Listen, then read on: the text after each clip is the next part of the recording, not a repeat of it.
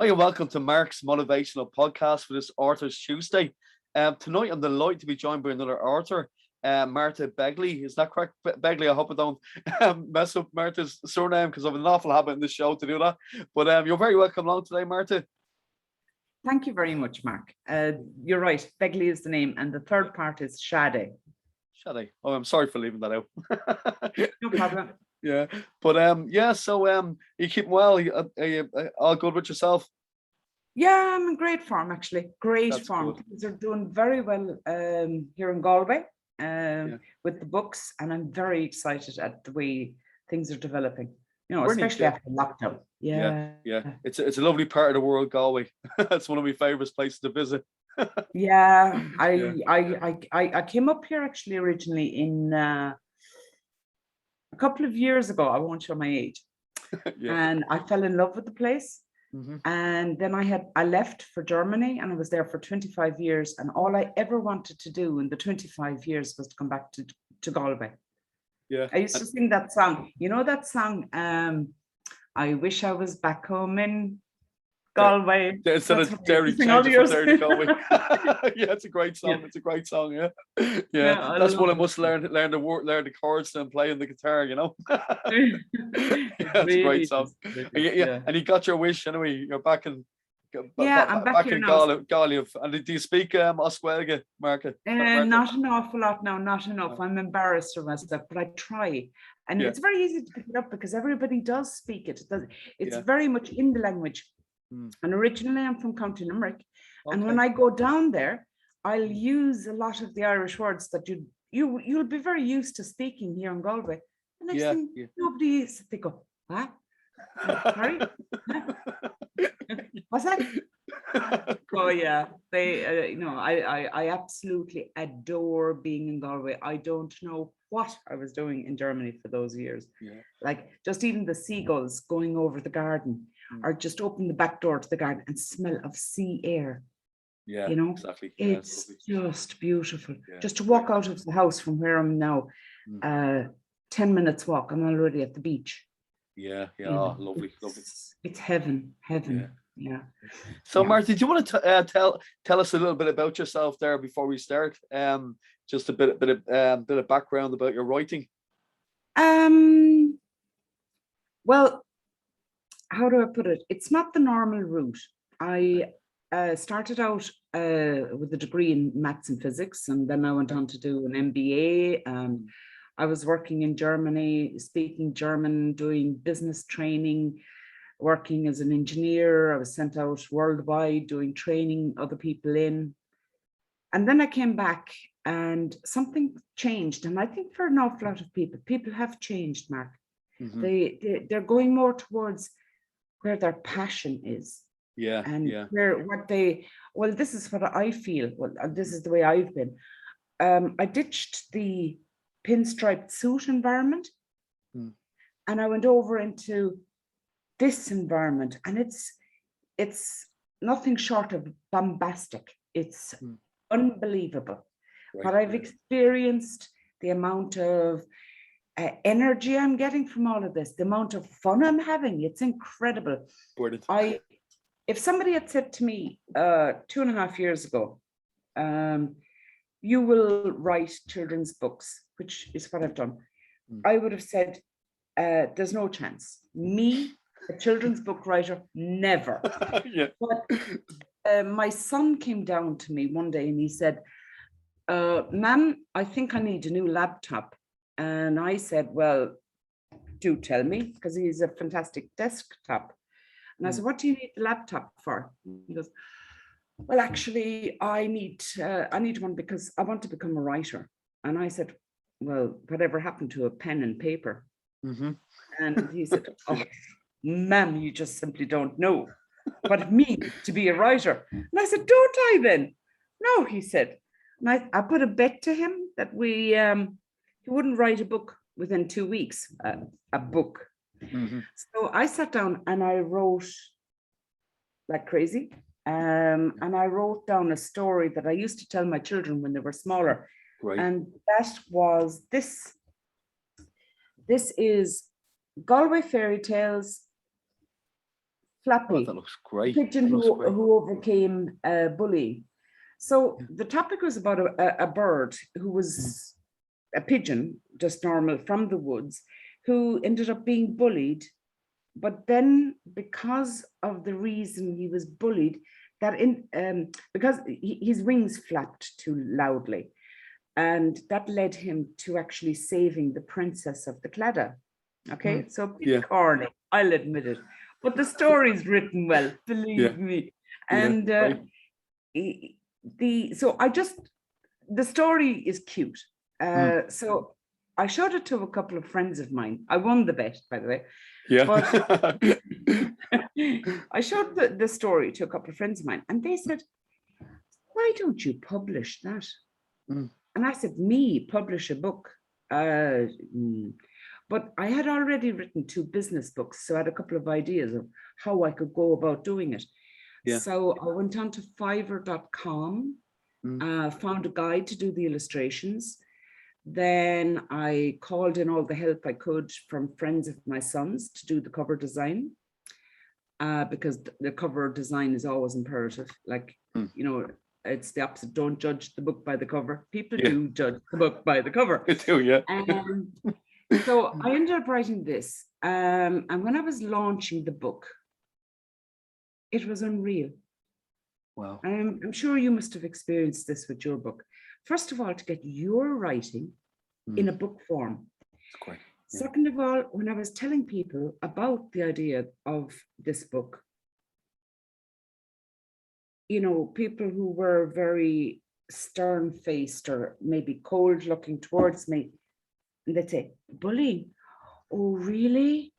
I was bullied as a child." Or, "Oh my gosh, I had looking back on it, I was a bully as a child."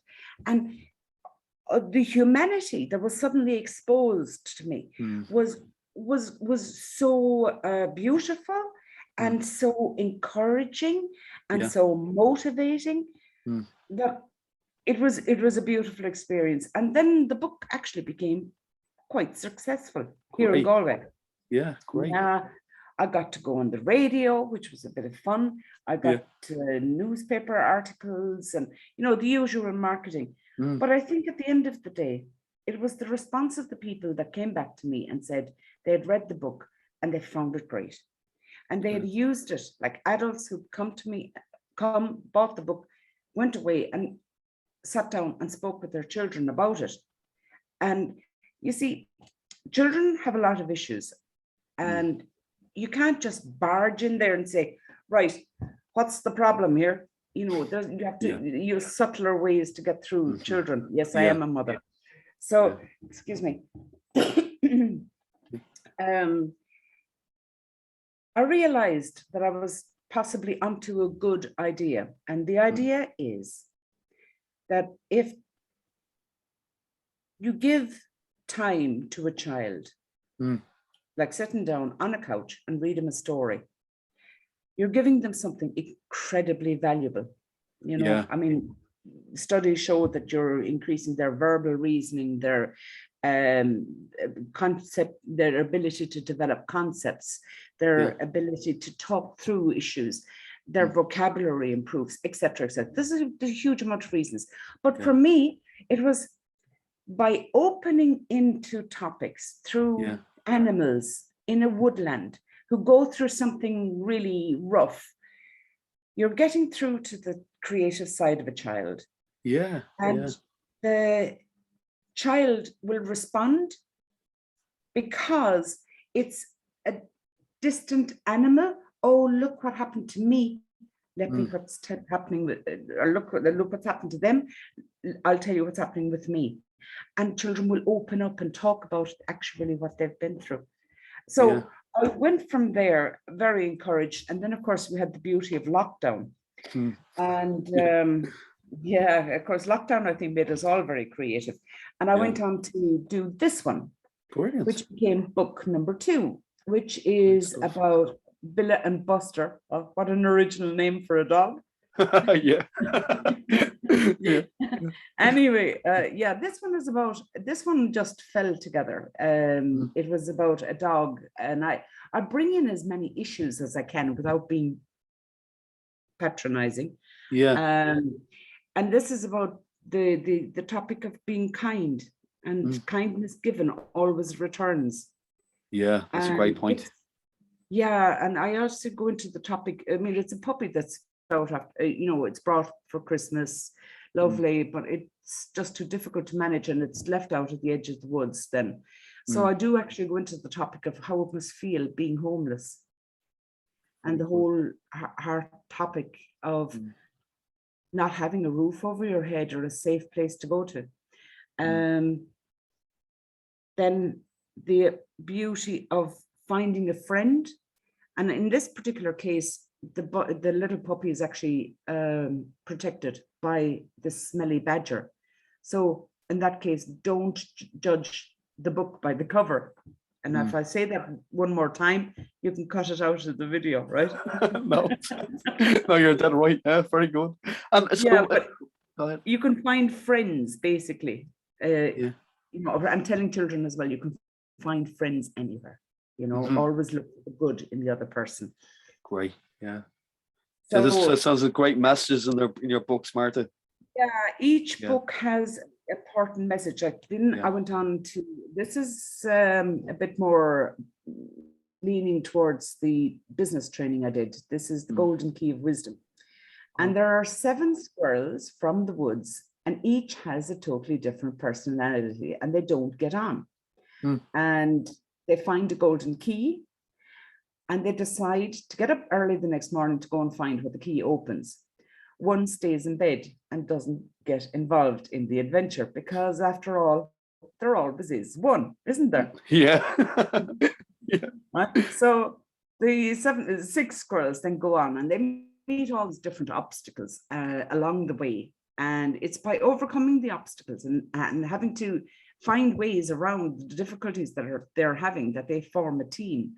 So this book is very much into understanding the fact that we're all different. And, but you can find the strengths in other people in order to form teams with them, and it's about the idea of, getting to the goal is more important than actually the goal itself. Yeah. I keep the ending of that quiet. Yeah, good idea. No, your book sounds fantastic. So could you just give the names of each book there for the listeners and where they can pick them up, Martha? The final 2, there were 5 in total. 5, yes, brilliant. Yeah, great. 5. Yeah, the final 2 then are The Listening Tree, about a little girl falling asleep by a tree and getting guidance in life about different concepts. And she ends up becoming so famous that Michael D. Higgins comes down to Eyre Square to welcome her home, and this is actually kind of like her recalling her story, why she became such a famous lady. And I do admit, I did fall for the American, I have a couple of old Irish sayings in there, but they're actually often used in Galway anyway. So, and my idea being that quite often old sayings are really helpful. Like, tomorrow is a brand new day, or the nut doesn't fall far. That's not an Irish saying, but the apple doesn't fall far from the tree. Yeah. One of my favorite is the one about father. You have to do your own growing, no matter how tall your father was. Yeah, that's a great one. So then finally, this one, and this is my favorite. This is Emily and Tristan. Cat, the owl is depressed, keeps falling off the tree, etc. The cat, nobody cares for the owl. They laugh at him, they shun him. Children understand that about being shunned, being left out of the group, not being included. And the cat comes along. And of course, the owl tells it to buzz off and everything quite a couple of times, but the cat perseveres. And the cat gets through to the owl and starts saying, look, come here, wins his trust, first of all, and then starts walking through the woods with him, and then talking about things like your diet and things like that, better lifestyle choices. So with this book, there is the message of friendship. You know, what a difference it can make. And that introducing actually the topic of depression to children, which I'm hard to say people are still rejecting. And because depression is extremely common, it's not a shame, it's there. And you know, if I've experienced, after the death of my mother, depression, and you're gripped by it.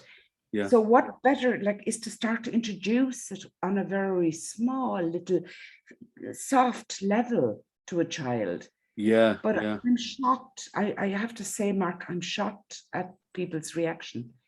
I'll tell you, I actually introduced these books at a market, an artisans market that we're holding here in Galway, in the Woodkey Rowing Club every Sunday from 11 until 5 o'clock. There, got that plug in. Oh yeah, fair play. Oh, I'm a winner here. What? Yeah. No, but I'm quite shocked. You know, when I talk to people and I explain the stories of the books and the messages, they are always, depression. Oh no, we won't go there. We won't go there. And I'm, you know, despite the fact that there's so much talk and there's so much effort, and in particular since lockdown, wouldn't you expect, or wouldn't you think that people would be more open to the topic of depression and wanting to help their child first? Big time. Yes. So they are Flappy the Pigeon Who Overcame Bullying. Great. Yeah. One of the Merlin Wood series. Billa and Buster. Oh yeah, The Circle of Kindness. Great. Yeah. Book 3, The Golden Key of Wisdom. A journey into teamwork. Oh yes, I'm getting Mark. I'm getting the names in my books. That sounds familiar. I always do that myself. So you're not in your own there. It's really not forgetting your own name that things get bad. So the listening tree is Befriending Nature, and it's about that girl, and Michael D. And apparently, just as a little tip for other authors, I was told, and it's unreal, this book it's nice. It's not my favorite, but it's my bestseller. And why? I was talking to the lady in Charlie Burns' shop, I don't know if you know it, and she said that Michael D. Higgins is the magnet. There you go. Yeah. People see Michael D.'s picture on this book and they've been buying it regardless of content. So we shouldn't really judge I'm so sorry. Don't forget. You didn't say you're fine.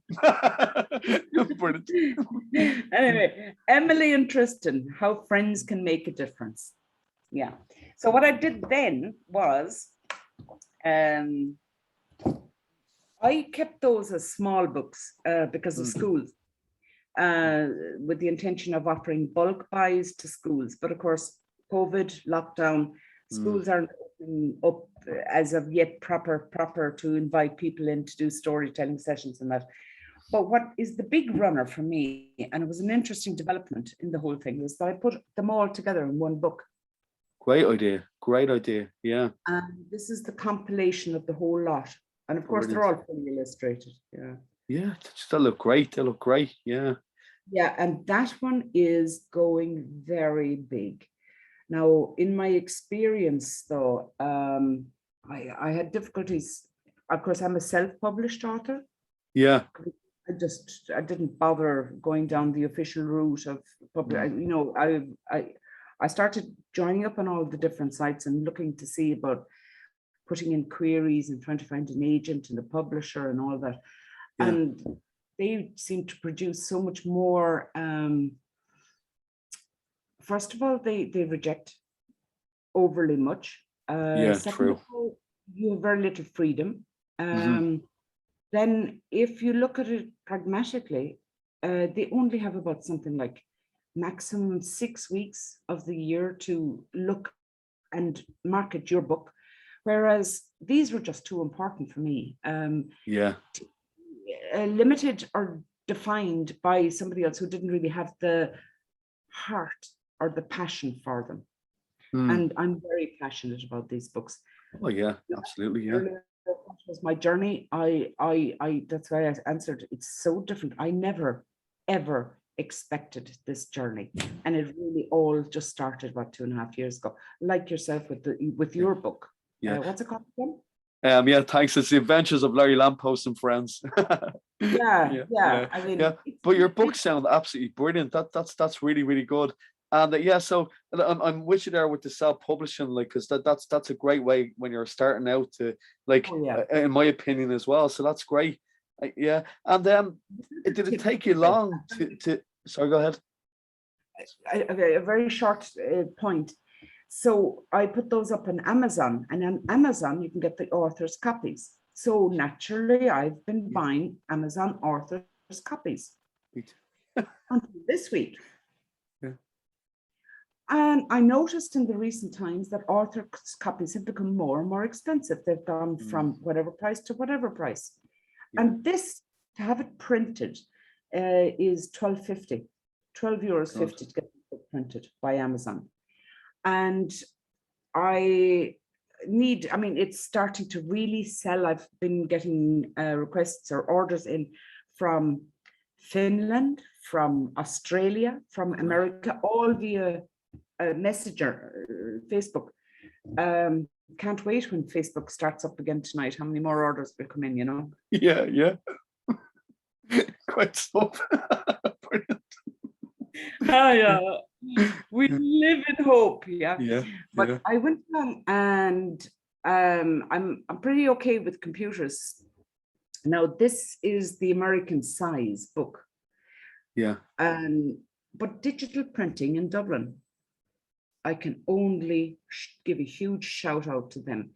I've had copies of these printed before by them, and their quality was top class. It was, and there was an error somewhere, and they contacted me at 11 o'clock at night, and it was a very urgent print that had to be done.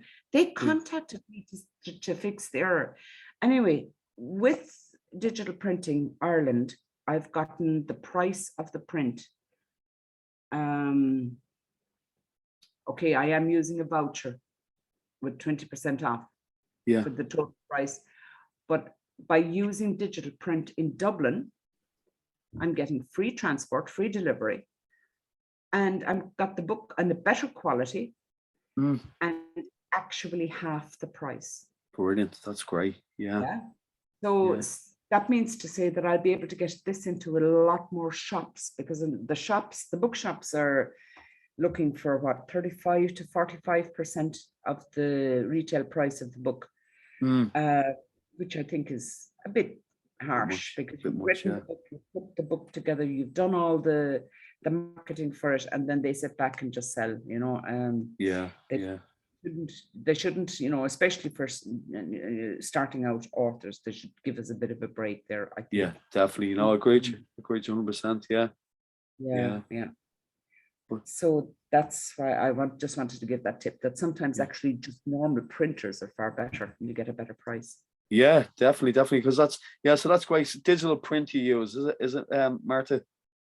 I will be using them from now on. Yeah, because great. also there are, you know, with this whole Brexit and the hauliers issue, there Amazon and Ingram Spark have mentioned that they're going to have some delivery difficulties, and then with Christmas deliveries, you know, just having guys in Ireland that will do this for us is just brilliant, you know. Yeah, it's great, yeah. You know, we support our own. I'm saying that. May I tell you something? Of course, yeah. Yeah. On the start of November, so I'll take the bull by the other, and I'll take the bull by the horns. I joined a group in Galway, an artisans group, and I go to a market, every Sunday with the books in the rowing club, 11 to 5. Yeah. And I was actually giving up the whole idea of books because you only have so much time in the day, and I have a family to support. And I thought, no, this is just taking up too much of my time. But I went along to the market, and first of all, the people, when you can talk to your customer, when you can talk to the people, when people start coming in week on week and buying more books off you, return customers, because they loved the other ones, you're so excited. It's so unreal. It's bombastic. So I then turned around and said, you know what? I'm not going to give up this writing. I'm going to see how it goes with the new story. So then I started picking up of new stories, and I am now in the process of launching a new book. Brilliant. That's great. Yeah. Well done. It will be, thank you. I can't believe it myself, and I'm really excited about this one because it's this time I've branched, because I'm called Galway Fairy Tales.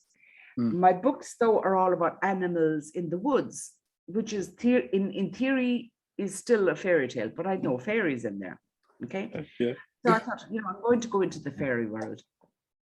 And I wrote this story about a fox and a girl, and I actually include an awful lot of my characters from the Merlin Woods series. And I'm developing this now as the Merlin Woods fairy series. And it's been very exciting. This book is about Apologies Matter. Now, while you were asking about how you get motivated when you move along. This book in particular has me extremely excited, also because I've had so much feedback from other people that I know what they're looking for in a story. And they really, parents and grandparents and godparents alike, really appreciate the input, the little ideas that I have in the book. When I was writing the story of Liam and Carmy, the fairy, which is the name of the new book, when I was writing that, it was kind of, apologies matter. The fox steals the fairy's things and lies and then won't apologize, so she gets nasty and does a couple of things. But when I was writing this, something happened to me. And it wasn't good. No, to me personally, Martha, right? Yeah. And I was so angry. Because they thought they could do this. I hadn't done anything wrong, but somebody did something to me and they never even thought of saying sorry. And I remember sitting thinking, good Lord, what a funny thing to happen to me at a time when I'm writing a book called Apologies Matter. And then it, and then it gave me the idea that, well, in reality, wouldn't it be a good thing to put into the story? And I think personally, it's the best message nearly in all the books that I write in. Look, some people don't believe in apologies. They believe in war and battles. They believe in winners and losers. Yeah. If an apology is a sign of respect. Yeah. For their respect for your emotions or what they've done wrong. People don't understand that, so just walk away from them. The winner, people believe in winners and losers. So that for that reason, I'm very, very excited. But now I'm going into how to hold a book launch, and I'm looking at the venue. The date will be in the start of November sometime. Great, yeah. And work out who to actually launch the book. The last time I had a friend who was a politician do it, and she did a beautiful job. Yeah. And the King of the Claddagh actually came. Oh, You wow. heard about the fact? Yes. So I had the politician actually was the deputy mayor of Galway. Oh, great. So I Yeah. had, excuse me, excuse me, that's not COVID. So I had the deputy mayor of Galway and the king of the Claddagh at my lodge. Great, that's brilliant. Yeah.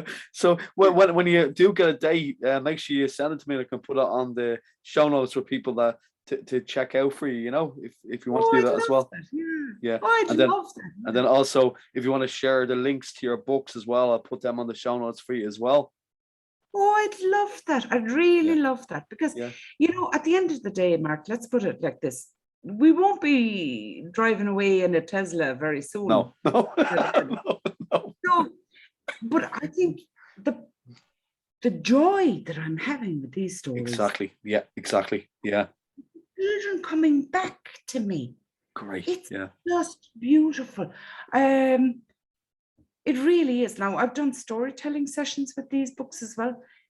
And it's just gorgeous to see the kids. One kid came in one day when I was doing Billa and Buster, how kindness, kindness is a circle. And she had a t-shirt on, just be kind.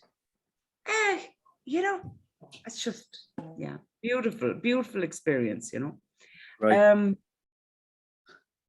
And yes, there was so sorry. Oh, you're But okay.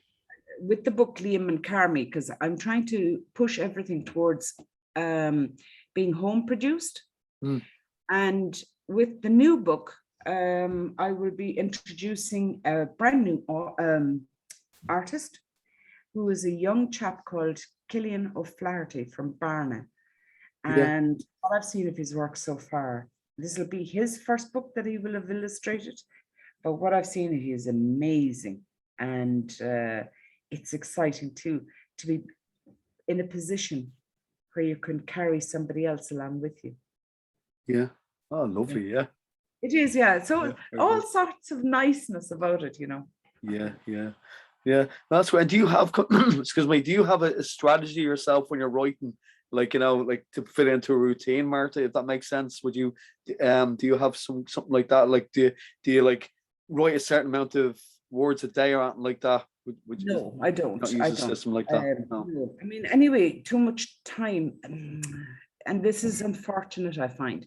So much of my time is now involved in marketing. Yeah. Marketing. Because if you want to get anywhere with the books, you have to market. You have to be out there. You have to, especially when you self-publish, you have to do that, all that kind of stuff yourself when you're self-publishing. Yeah. There's a lot of rubbish out there, from the point of view of tips and advice. And I had set up a business training 2011. And I fell for that, putting up 3-4 posts a day. People aren't doing that anymore. It's not, so you have to really fine tune your marketing, but I still spend an awful lot of time with that. But when I do get down to writing a book, the key for me, regardless if it's a big book or a small book, if I nail the story, the concept, first of all, in a mind map, where I have the central library, and then I'll say what happens, and just to brainstorm it then. And the more details you put into a mind map, you nearly have your book written then on the outer rim points that you have. And then I'll put it to a timeline so that it's kind of clear in my own head. And I do kind of plan it beforehand. Yeah. What the timeline of the story is. And the very first concept, of course, is the message from my books anyway, Like I have this week, so Liam and Carmy the Fairy is being published, or being launched at the start of November. Excuse me. But I've the next book already inside my head, and it's about 3 fairies and they're in apprentice school, and they're pranking everyone. Yeah, so yeah, that's going to be a fun book. I'm looking forward to getting my hands on your books myself for the kids. Yeah, it sounds like they'll have a great. My marketing works, you know. It does, yeah, great. Yeah. No, but you know what does work is the genuine passion for them. Big time. Yeah. And like, it's very hard to be passionate and to continue that passion when you don't get the resonance from the people you're writing for. That is what the market brought for me. This unbelievable, I mean,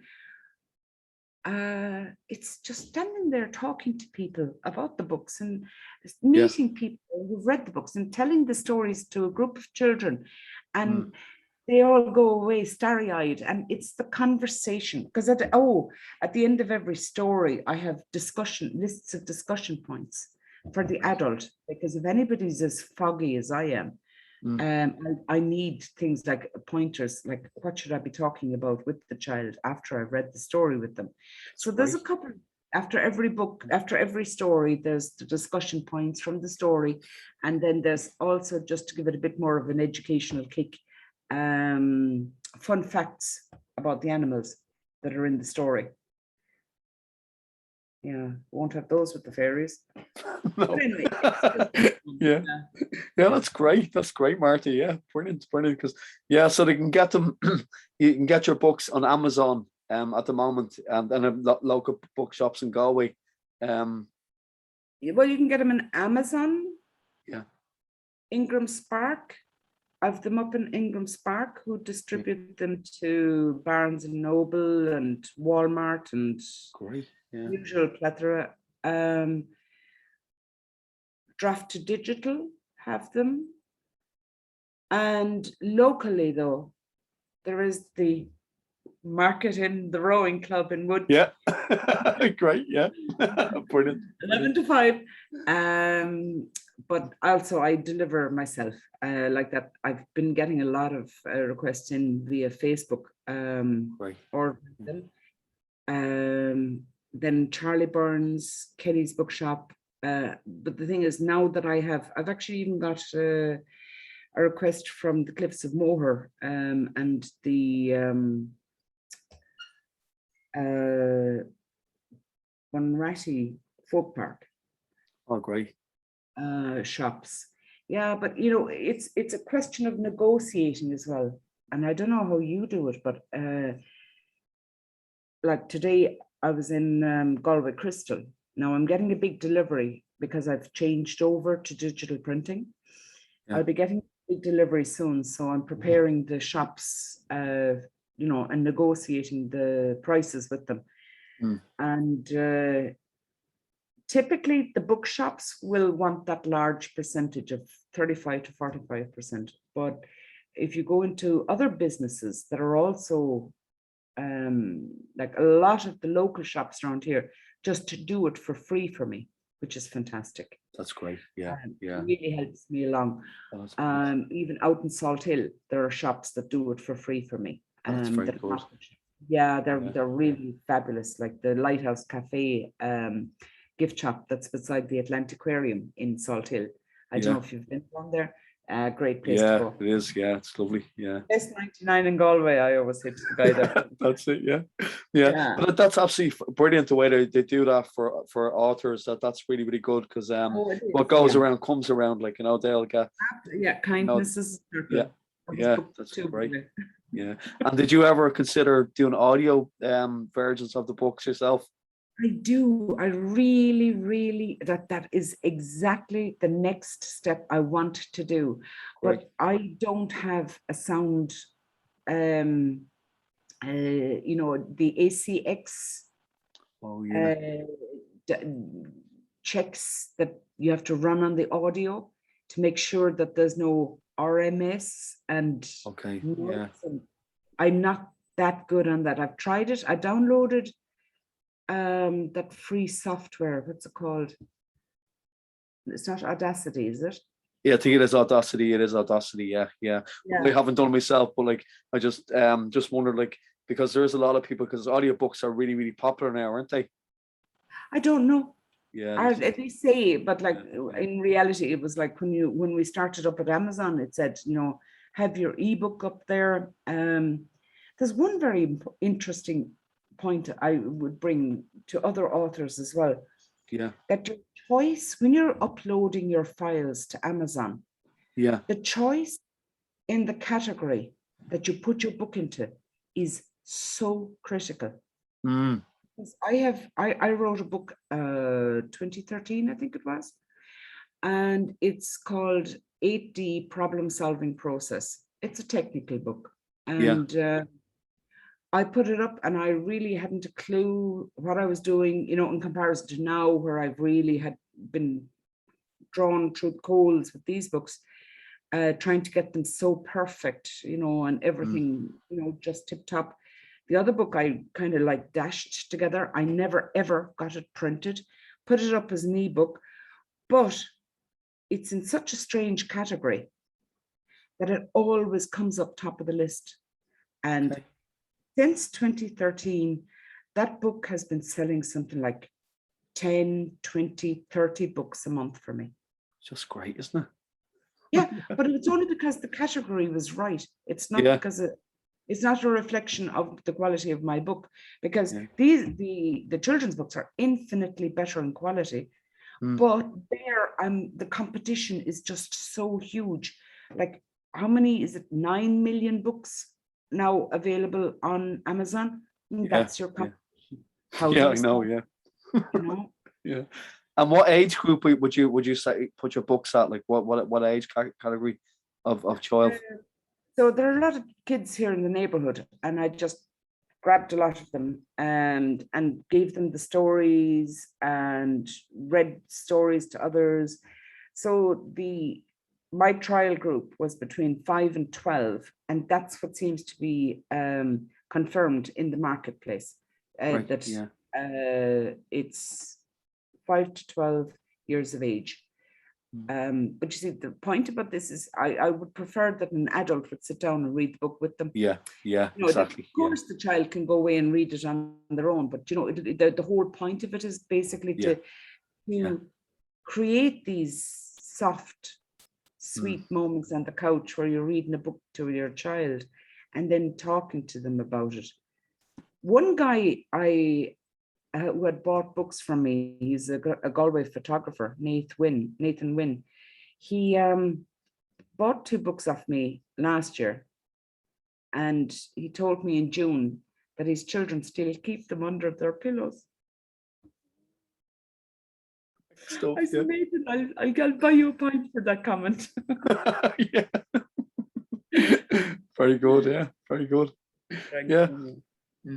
But I really appreciate you coming on tonight, Martha. It's been great, and like I hope your books continue to do really, really well and successful.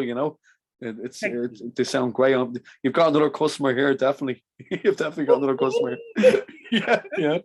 And just to ask a few of your favorites as well. Do you have a favorite book yourself that you're reading at the moment that inspired you? Do you think? Well, of course, coming from the business training side, I have actually one book that I absolutely love. I like so many, but one that I really makes, and now looking at the children's books, I realize why this book makes so much of had such an impact on me. It's the book called Maverick by Ricardo Semler. Okay. About a guy down in Rio de Janeiro, who had inherited his father's business with something like 5 sites. And at the time, Brazil was going through several monetary readjustments where their money they had so much inflation. And while all other businesses went bust, his businesses survived. And why? Is because he had all the official training and he tried to apply that and none of it worked. And then he stopped and he left all the business and the dealings of the business over to the people that are doing the jobs. Yeah. To such a degree, even down to the point where people went into their jobs and he said, okay, how much do you want to earn for the job that you're doing in my business? And they would say an amount of money, and he would give it to them. But there was such a trust and commitment from the people in the team. And I just think it's an amazing, amazing story that apparently nowadays busloads of management trainees go there just to see how these companies are working. And it's all because he ditched all the formal thinking. He broke all the boundaries, threw out the door this idea that you have to be this particular way to run your business. And he ditched all of that, worked with the people, with the humanity in his teams, and that's how they survived. And I think that's such an important message. Yeah, Yes. It sounds like a great book. That sounds really, really good. Maverick, it's called, is it? Maverick by Ricardo Semler. Yeah. Because I actually remember listening to reading a book there a while ago. It's basically talked about Japan, the Japanese cars, like, car makers.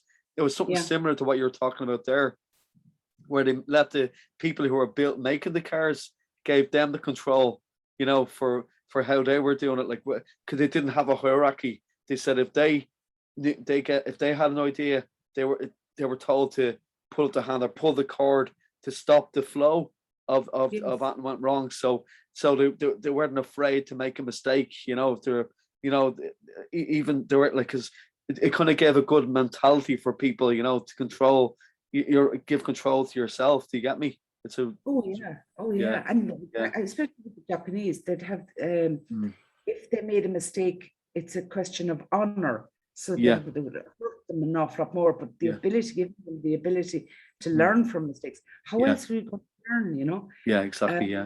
They hadn't got the bosses, like they were told not to be like, because the person who's doing the job give them the authority, rather than having a boss that, that kind of way. It's really, really good, very clever. What was very interesting as well in that company, they would come together as a group. There was the HR department was kicked out, the quality management department was kicked out, purchasing. There was no purchasing department. The guys went out and sourced it themselves and bought it at the best price they could. And in the team, if there was one that didn't cooperate or didn't pull their weight, the teams self-regulated. There was no, they worked together, or else you got out of you were asked to leave, and that's pretty interesting way to work, because I honestly, like 25 years of working in Germany, which I have to say I really enjoyed, but just having to conform to, I suppose, just didn't suit me.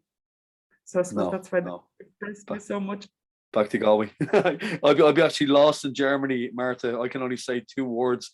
Ich heiße Mark Krankenhaus. That's me. My name is Mark Hospital. Let's get me to. That's all I can say, really. But that's great. Yeah, thanks. That's a great thing about doing this podcast. You get some great recommends for books. Like from talking to people. It's great. So that's great. Thanks. I've been of help to some people. Yeah, thanks for that. Thanks for that, Martha. It's definitely not easy, but it's so worthwhile. Great, yeah, really is. And do you have any favorite music yourself to listen to, Martha? Do you listen to music when you're writing? Do you kind of have the earphones on? Do you ever do that? I do. Absolutely. Yeah. God forgive me for being somebody who pushes some ideas, but when I am writing my stories, I put on the headphones, and on YouTube, there are these meditational, energizing music, and I have those in the background. Great. And when I have that, because I found when I use those, I actually write the writing just flows, and I come back. Did I just write that? Because I would not call myself an author, by the way. I'm not a verbally great person, but I do like a story. I do like the chat. I do like, and that also is one of the important points as well, is to my editor is English. Her father is a lord, such and such person. She had finishing school in Switzerland, and we clash gloriously when she corrects my English, because she goes, "Oh, you can't write." And I said, "Well, we say that in Ireland, Yeah. I mean, she had an awful time with the fact that I had written about there's two muggers that attack an old woman in one of my books, and the dog takes a hole out of the seat of your man's pants. And I wrote that there was a hole in it. There was a hole in his trousers. But I had put in another expression that was unfortunately not very good in English. Yeah. So, go out. Yeah. But because I'll be the same now. Like over the last while, I've only started listening to a bit of music when I'm writing, and I'll be the same as you. It just kind of makes you flow more, doesn't it, Martha? It does, yeah. It really does. Yeah, It relaxes you. Does make relax. Yeah, brilliant. And movies? Do you have any favorite movies you watched lately? Yes, Evie. Evie, yeah. Evie, have you seen it? I haven't seen it yet. No. That is one of the incredible. It's a Scottish movie done on a low budget with Sheila Hancock, I think. Okay. And it is so fine. There are scenes in that I can still see in my mind, because it's about an old lady who has been looking after her husband for years, and he's now dead, and she's alone. And when she was getting married to her husband, her father was dead set against the marriage, and they broke up their contact. And the last thing she'd gotten from her father was a postcard with a picture of a mountain in Scotland. So she decides at the age of 80 something to go and climb the mountain.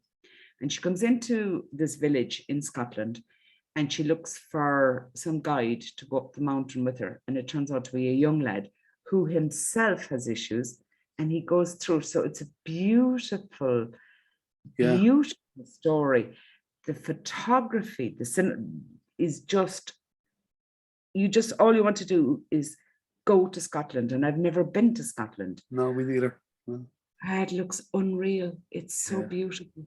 And the way the story is told, it's so fine, very finely. Oh my gosh, massive fan. Yeah. And is that on Netflix? Is it, or do you know? Is that on Netflix? No, it's not on Netflix. No, it's not. No. I don't know where I can. It was shown, I think, on Channel 4. Okay, I must have a look for it. Yeah, it's worth it, because it's so good. Yeah, that's great. Yeah, thanks for sharing that with everybody. That's brilliant, Martha. Yeah, so this has been great talking to you, Martha. I really appreciate you coming on. So as you know, this is a motivational podcast as well. So like maybe before you go, if you could give a little tip for any like first time writers or authors, or just maybe a little tip to keep themselves self-motivated, what would you say? Just go for it. Because honestly, 2.5 years ago, if you told me I would have done any of this, I would have said it's crazy. Exactly. But for nothing in the world would I miss out on it's been bombastic. It's been a fantastic journey. And it's not been a financial journey, but it's slowly going in that direction. But that's not the important part at all. No. I don't know when this journey will end, but by God, I'm enjoying the joyride. So for anybody who has an idea for a book, get your mind map, gather your ideas, put it together, and start writing. Just simple as that. Yeah. That's great, Marty. Yeah, that's great advice. Thanks, Marty, because I 100% agree with you there, because I was the same. Like I've only in the last year or two started doing all this kind of stuff, and as you said, it's not as that important the financial aspect of it. It's what you're getting out of yourself, and then also if you do a number of things, you'll probably agree with me.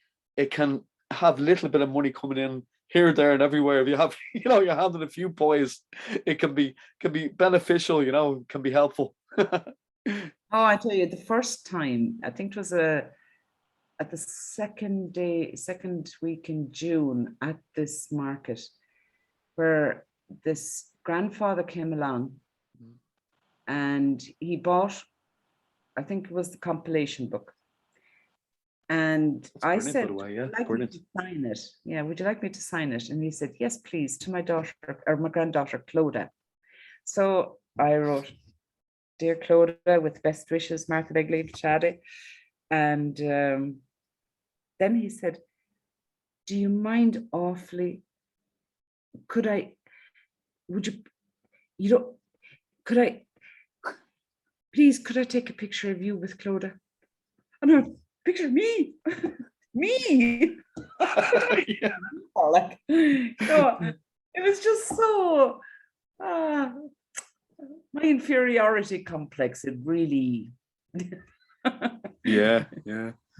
It was just a lovely moment between, and that the book obviously meant that much to that grandfather that he actually thought it might be a good idea to have a picture of her with the author. That's a brilliant feeling, isn't it? That's great. That's a brilliant to have that. That sounds great. Yeah, really, really good. That's brilliant. Yeah, and so that's great, Martha. Thanks a million for coming on again. I really appreciate it. And then make sure you send me all your the links so I can share them on the show notes for people to find. Okay, will do. I will do. Yeah. I'd appreciate it. Thank you very much. Yeah, no problem. No problem. I told you we'd have fun. Yeah, yeah, great. I did. Yeah, same here. It was brilliant. Yeah, it was great talking to you. Great listeners, though. Yeah, but so thanks a lot, Martha Begley, and the last name is again Marthabegleybooks. Shadi. Yeah, great stuff. Shadi. So yeah, Shadi. So thanks a million, Martha, again for coming on the podcast, and thanks everybody for listening today to Mark's motivational podcast author series every Tuesday. So take good care of yourselves, and we'll talk to you on Thursday. So once again, I'm going to share all Martha's books in the show notes, so make sure you check them out. And we'll talk to you real soon. Thanks very much. Take care. Bye. Take care. Bye.